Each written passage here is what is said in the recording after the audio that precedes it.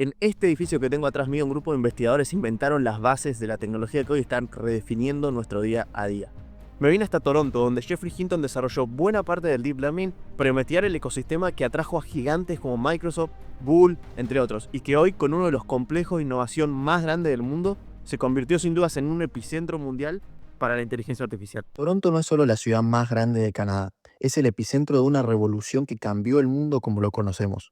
Mientras Silicon Valley capturaba titulares, en Toronto un pequeño grupo de investigadores persistentes creaba los algoritmos que hoy potencian ChatGPT, Midjourney y toda la revolución de la inteligencia artificial. Hoy vamos a descubrir el crecimiento que trajo esa revolución en la ciudad, pero antes, para entenderlo, tenemos que viajar un ratito al pasado.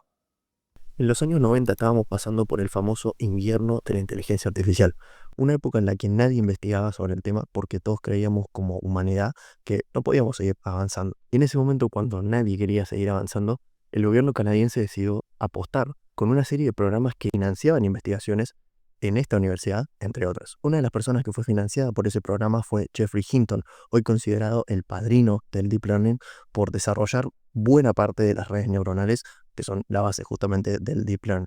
En este edificio de la Facultad de Computer Science de Ciencia de la Computación de la Universidad de Toronto, Geoffrey y su equipo y sus estudiantes investigaron durante 20 años persistentemente a las redes neuronales. 20 años en los que el resto del mundo no creía que esto fuera posible. Hasta que en 2012 presentaron las redes neuronales profundas al mundo y cambiaron el rumbo de la investigación en cuanto a inteligencia artificial. Un año después de esto, Google le compró la startup a Geoffrey Hinton y eso un poco marcó el comienzo de la inversión corporativa tecnológica en Toronto. Lo que sí yo creo que nadie pensaba es que esta victoria más académica cambiaría tanto a esta ciudad. Esta universidad tiene la tasa más alta de publicaciones de inteligencia artificial. Y se nota, en la Facultad de Computer Science hay un montón de carteles por todos lados pegados de casos de uso de Deep Learning, de LLMs y de inteligencia artificial en general, o de investigaciones que están haciendo. Y es una facultad de Computer Science, o sea, se estudian un montón de cosas relacionadas a computadoras ahí, no solo inteligencia artificial, pero sí se nota que se inclinan muchísimo por ese campo. Y bueno, de esta universidad salieron un montón de personas que hoy se reconocen por su trabajo en el campo, como el cofundador de OpenAI o el director de inteligencia artificial de Apple, entre muchísimos otros. Algo que me parece muy interesante es que muchísimas personas que estudian acá no son canadienses, o sea, obviamente estudian muchos canadienses, pero también muchísimas personas de otras partes del mundo. Y esto es principalmente por la buena relación calidad-precio que tienen las universidades en Canadá. Esta universidad es de las mejores del mundo, es la mejor de Canadá, y se dice que más o menos un programa acá te puede salir entre 60, 80, 100 mil dólares, depende mucho del programa, por eso varía tanto.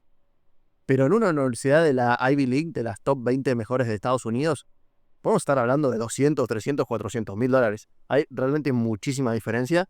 Y bueno, cada uno jugará si prefiere Estados Unidos o prefiere Canadá, pero es un factor muy importante esa diferencia de plata muy grande. Este edificio que tengo atrás mío es el Mars Discovery District, el centro de innovación tecnológica más grande de Norteamérica. En este lugar trabajan más o menos 120 empresas, desde pequeñas startups hasta gigantes como Facebook o Autodesk. Y muchos están enfocados en inteligencia artificial.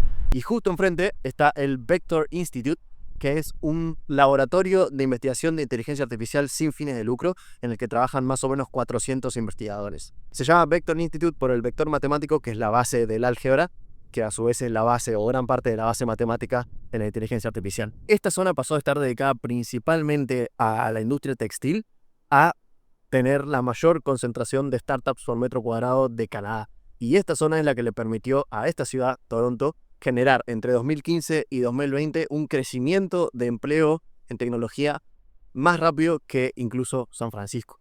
Ahora, este dato probablemente está muy cegado por la pandemia, que se aprovechó el trabajo remoto para esquivar los altísimos sueldos de San Francisco. A las empresas les salía más barato contratar en otro lado que contratar en San Francisco, y a la gente les salía más barato vivir en otro lado que vivir en San Francisco. Entonces es muy probable que ese dato esté afectado por la pandemia. Pero eso no deja de ser un dato también muy interesante.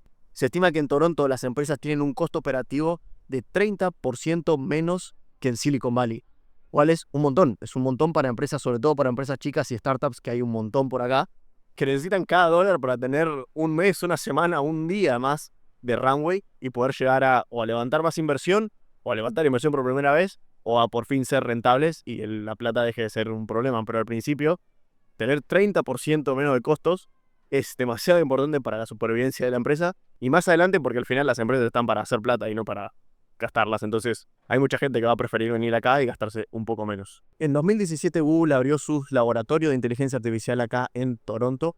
Dicen que las salas de reuniones de este edificio tienen nombres de íconos canadienses como Drake, como The Weeknd y otros. Y un año después de eso, Google compró DeepMind, una startup de inteligencia artificial, y también trajo sus oficinas acá a este edificio que está atrás, acá en Toronto.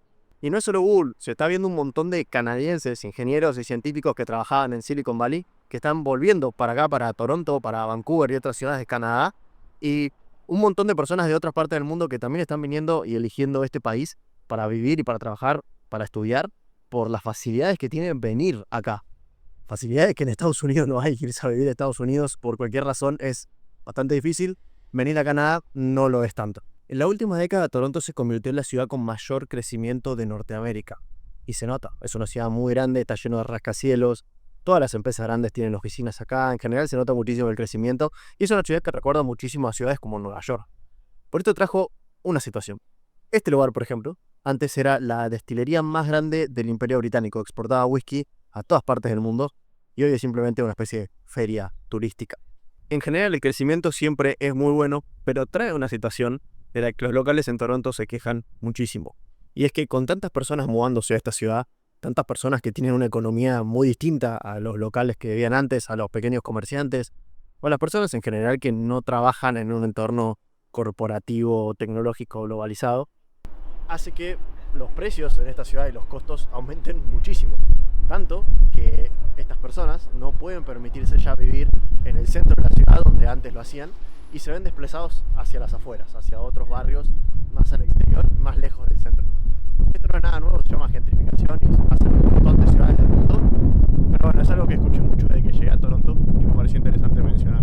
Y es que hoy en día un departamento de 2 habitaciones en esta ciudad puede estar rondando los $3.500 a $4.000. Creo que la historia de Toronto nos muestra que a veces hay que seguir intentándolo, seguir persistiendo. Geoffrey Hinton persistió cuando nadie creía en él y esa persistencia cambió el mundo.